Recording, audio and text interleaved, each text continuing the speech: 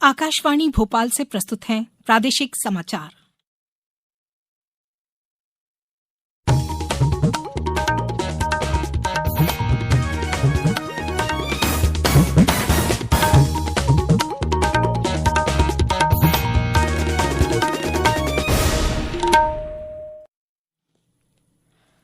नमस्कार, समाचारों के साथ मैं राना शाहिद।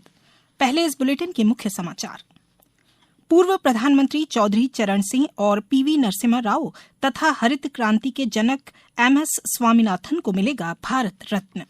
राष्ट्रीय मानवाधिकार आयोग ने हरदा में पटाखा फैक्ट्री में हुए विस्फोटों में मृत्यु पर राज्य सरकार को दिया नोटिस।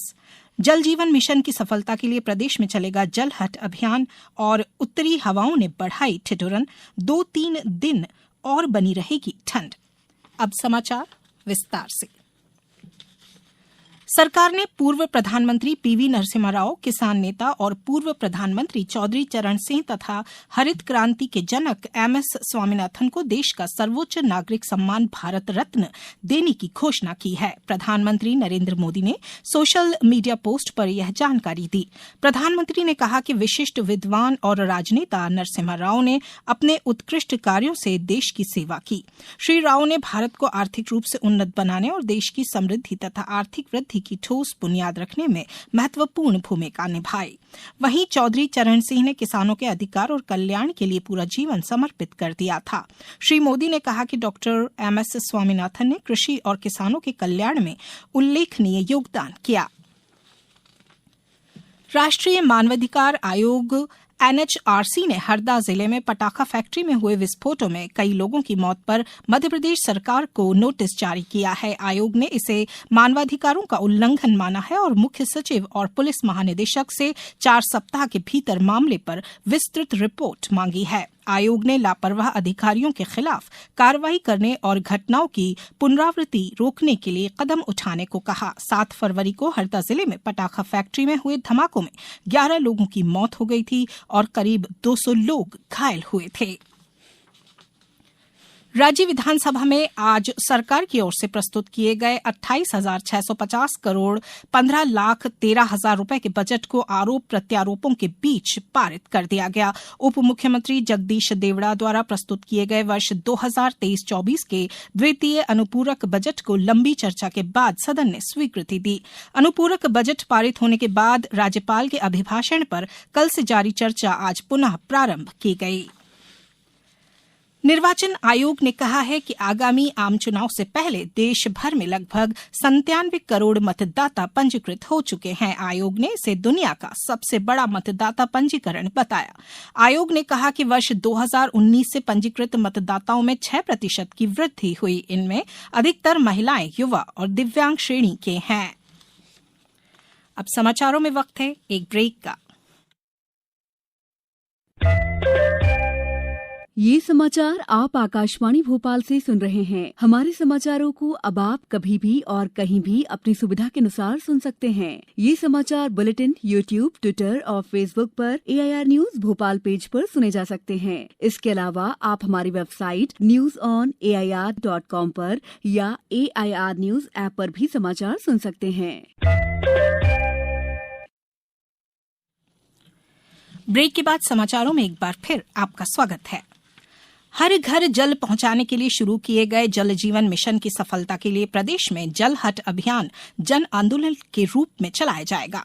जल संसाधन मंत्री तुलसीराम सिलावट ने कहा कि इसमें सरकार और समाज की भागीदारी से हर गांव, हर नगर में पुराने तालाबों और अन्य जल स्रोतों का उन्नयन, विकास, सौंदर्यीकरण, गहरीकरण कराया जाएगा। इसी तरह जल स्रोतों के आसपास किए गए अतिक्रमण को हटाकर वृक्षारोपण किया जाएगा।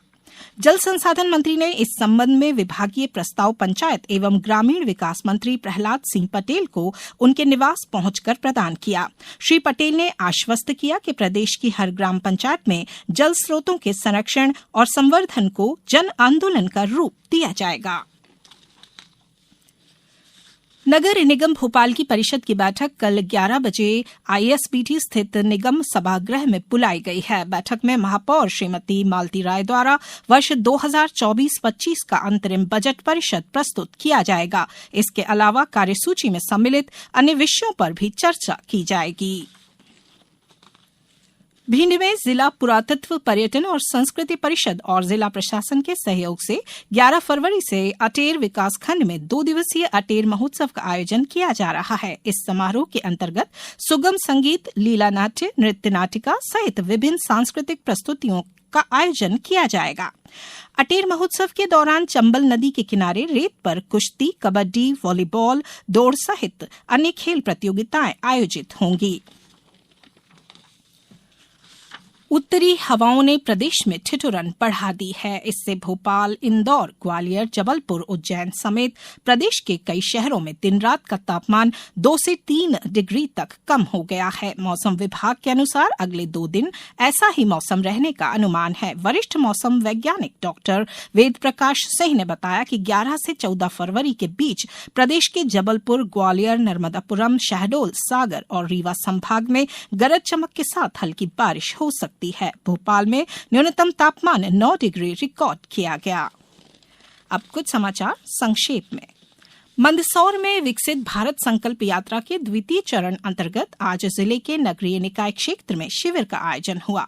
सीहोर कलेक्टर ने आज जिले में अवैध कॉलोनियों पर सख्ती से रोक लगाने के निर्देश जारी किए हैं। छतरपुर पुलिस परेड ग्राउंड में आज 1 दिवसीय प्रशिक्षण शिविर का आयोजन किया गया। प्रशिक्षण में छतरपुर जिले के ग्राम और नगर रक्षा समिति के सदस्यों को उनके कर्तव्यों और पुलिस विभाग के लिए उनकी महत्वता के बारे में बताया गया।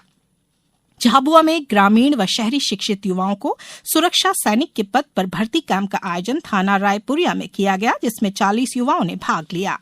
आगरमालवा जिले के ग्राम खेरिया स्थित शासकीय एकीकृत माध्यमिक विद्यालय में आज आयोजित हुए बुनियादी साक्षरता एवं संख्या ज्ञान मेले का आयोजन किया गया।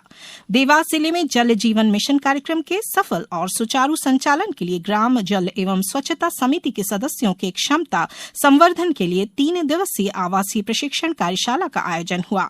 सतना में प्रधानमंत्री आवास योजना शहरी में नगर निगम क्षेत्र के BLC घटक में स्वीकृत 4,217 आवासों में से 3,742 आवास पूर्ण कर लिए गए हैं।